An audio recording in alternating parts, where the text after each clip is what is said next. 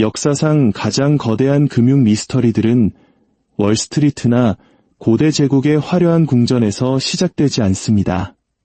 그것들은 종종 숨겨진 금고, 은밀한 음모, 그리고 전쟁의 폐허 속에서 태어납니다. 오늘 우리가 파헤칠 야마시타의 황금 이야기만큼 오랜 시간 동안 이토록 어둡고 또 이토록 세계를 뒤흔들 잠재력을 가진 미스터리는 거의 없을 것입니다.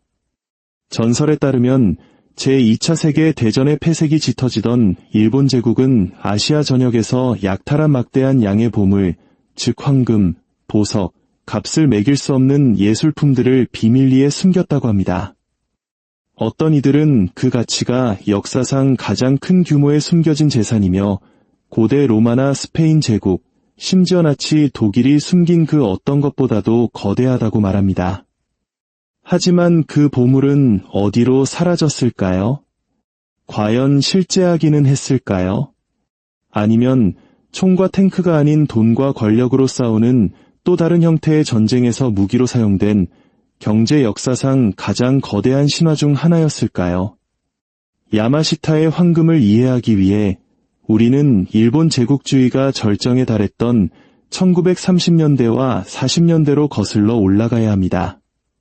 1942년까지 일본은 만주, 우리 한반도, 대만, 중국의 광대한 영토, 동남아시아, 필리핀, 그리고 태평양의 수많은 섬을 지배했습니다. 그리고 그들의 팽창은 곧 약탈의 역사였습니다. 특히 우리 한민족에게는 그 상처가 너무나도 깊습니다. 공장, 은행, 사찰, 개인의 재산까지 모든 것이 철저히 벗겨져 제국의 심장부로 옮겨졌습니다. 이는 단순히 좀도둑 수준의 약탈이 아니었습니다. 금백합 작전이라는 암호명 아래 조직된 산업화된 절도 행위였습니다. 이 작전은 히로히토 천황의 동생인 치치부노미야 야스히토 친왕이 직접 관여했다는 설이 있을 정도로 일본 황실의 권위 아래 자행되었습니다. 점령지에서 상상조차 할 수 없는 부가 체계적으로 빠져나갔습니다. 중국 은행에서는 금괴가, 동남아시아의 사원에서는 종교적 유물과 다이아몬드가, 정복된 국가들의 국고는 통째로 비워졌습니다. 전쟁 후의 추정치에 따르면 그 총가치는 수천 톤의 금에 달했을 것이라고 하지만 정확한 수치는 아직까지도 증명되지 않았습니다. 이 작전이 특별했던 점은 그 규모와 비밀 유지 방식이었습니다. 약탈한 모든 것을 단순히 일본 본토로 보내는 대신 많은 보물이 최전선에 가까운 곳, 특히 필리핀에 숨겨졌습니다. 그들의 계획은 단순했습니다. 만약 일본이 전쟁에서 패하더라도 이 숨겨진 비자금은 재기를 위한 자금이 되거나 적어도 황실과 충성파들의 부를 보존하는 수단이 될 것이라는 계산이었죠. 이때 말레이의 호랑이라 불리던 야마시타 도모유키 대장이 등장합니다. 그는 명석하지만 무자비한 지휘관으로 1944년 미군이 진격해오자 필리핀 방어 임무를 맡게 됩니다.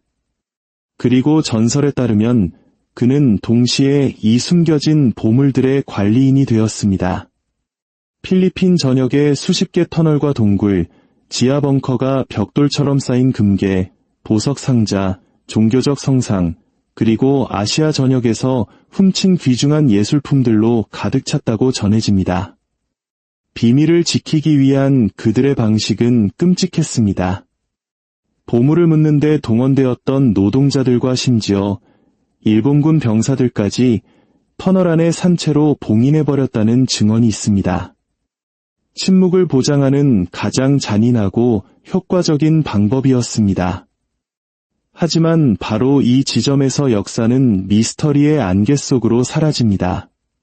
1945년 야마시타는 미군에 항복했고 이후 전범으로 재판을 받고 처형되었습니다. 그러나 질문은 남았습니다. 그 엄청난 보물은 어떻게 되었을까? 과연 전설만큼의 규모로 존재하기는 했던 걸까? 일부에서는 미국 정보기관이 종전 직후 이 은닉처들을 발견하고 비밀리에 금의 상당 부분을 회수했다고 믿습니다. 그리고 이 금은 냉전 시대의 세계 정치에 영향력을 행사하기 위해 사용된 비밀 금융자금, 이른바 블랙 골드 펀드로 흘러들어갔다는 것입니다.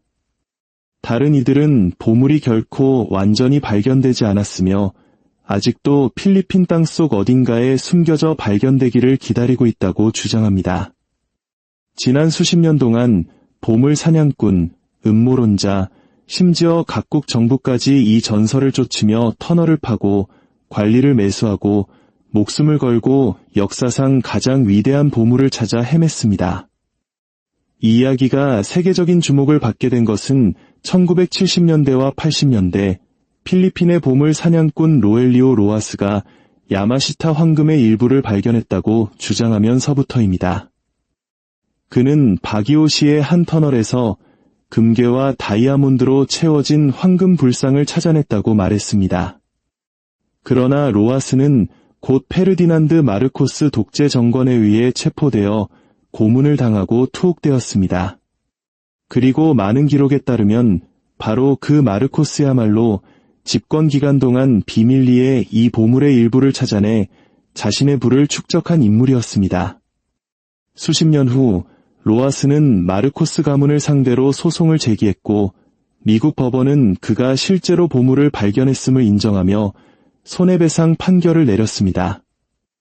하지만 그가 발견한 보물의 전체 규모와 그것이 정말 야마시타의 전설적인 보물이었는지는 여전히 논쟁의 대상입니다. 한편 기밀 해제된 미국의 문서들은 전쟁 직후 실제로 미 정보기관에 의해 일부 보물이 회수되었음을 시사합니다.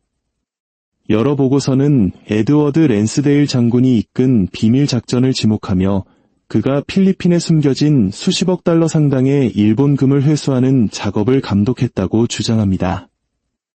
이 자금은 CIA가 냉전 기간 동안 전 세계의 반공산주의 활동 자금을 조달하는 데 사용된 비밀 신탁으로 흘러들어갔다는 것입니다. 만약 이것이 사실이라면 야마시타의 황금은 단순히 존재했을 뿐만 아니라 전후 지정하게 숨겨진 기둥이 되어 대중이 전혀 알지 못하는 방식으로 금융과 정치 권력을 재편했다는 의미가 됩니다. 이 이야기가 신화이든 현실이든 야마시타의 황금은 우리에게 더 큰 질문을 던집니다. 왜 정부들은 항상 비밀 준비금, 숨겨진 자금, 그리고 장부의 계좌를 가지고 있는 것처럼 보일까요? 왜 평범한 사람들은 인플레이션, 부채, 금융위기로 고통받는 동안 엘리트들은 자신들의 재산을 보호하거나 다른 이들의 것을 약탈할 방법을 찾아내는 것일까요?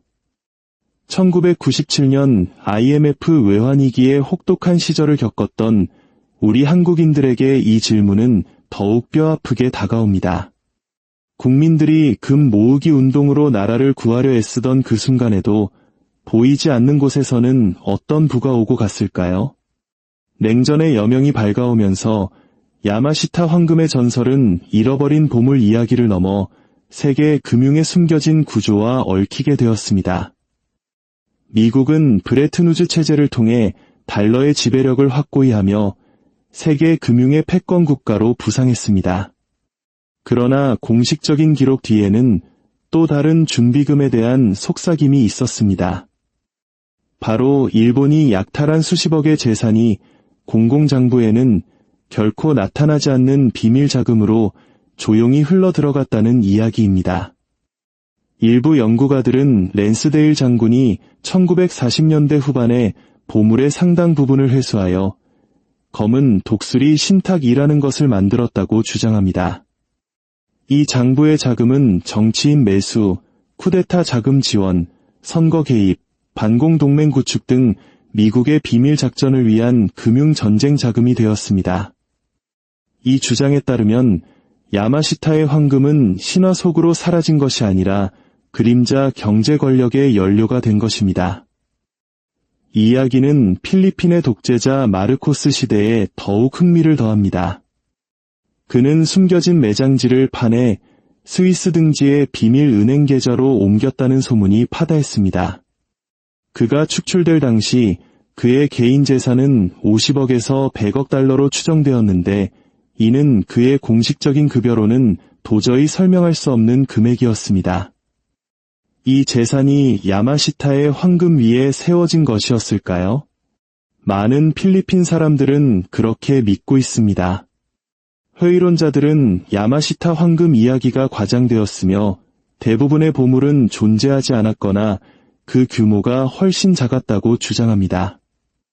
신뢰할 만한 문서가 부족하고 목격자 진술이 모순된다는 점을 지적합니다. 그러나 이야기가 끈질기게 살아남았다는 사실 자체가 많은 것을 시사합니다. 설령 과장되었다 하더라도 그렇게 많은 정부, 은행가, 권력자들이 이야기에 얽혀 있다는 것은 돈과 권력이 어떻게 그림자 속에서 작동하는지를 보여줍니다. 그 효과는 언제나 같았습니다. 평범한 시민들은 동전 한 입 구경하지 못하는 동안 엘리트들은 비밀의 장막 뒤에서 움직였습니다. 이것이 바로 현대화의 연결점입니다. 야마시타의 황금은 2차 세계대전에 뿌리를 둔 이야기지만 그 교훈은 오늘날에도 고통스러울 정도로 유효합니다. 정부는 여전히 숨겨진 자금으로 운영되고 중앙은행은 대중이 완전히 이해하지 못하는 방식으로 준비금을 조작합니다. 2008년 금융위기부터 최근의 팬데믹까지 위기가 닥칠 때마다 우리는 정부와 중앙은행이 구제금융, 양적 완화, 특별기금과 같은 숨겨진 금융기법을 사용하는 것을 보았습니다.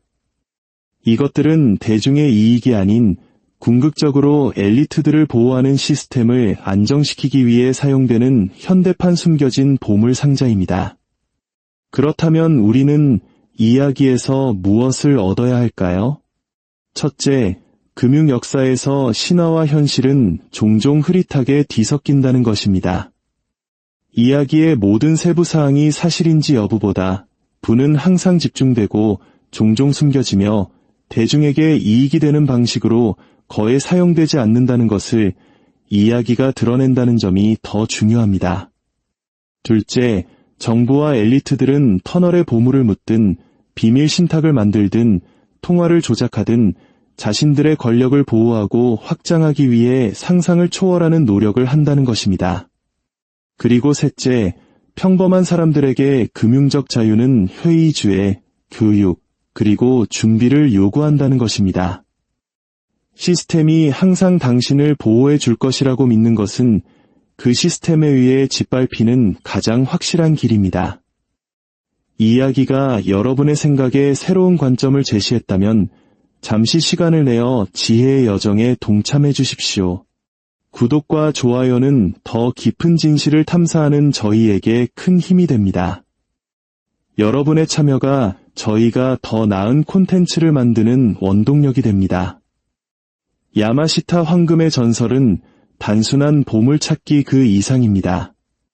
그것은 금융 역사가 비밀로 가득 차 있으며 그 비밀들이 우리가 사는 세상을 형성한다는 것을 상기시켜줍니다. 역사는 반복되지 않지만 운율을 맞춥니다. 그리고 여기서의 운율은 분명합니다. 그것이 다이아몬드로 가득 찬 황금 불상이든 미국 포트녹스의 금고이든 중앙은행의 디지털 장부이든 질문은 항상 같습니다. 보물은 누가 통제하며 누가 어둠 속에 남겨지는가?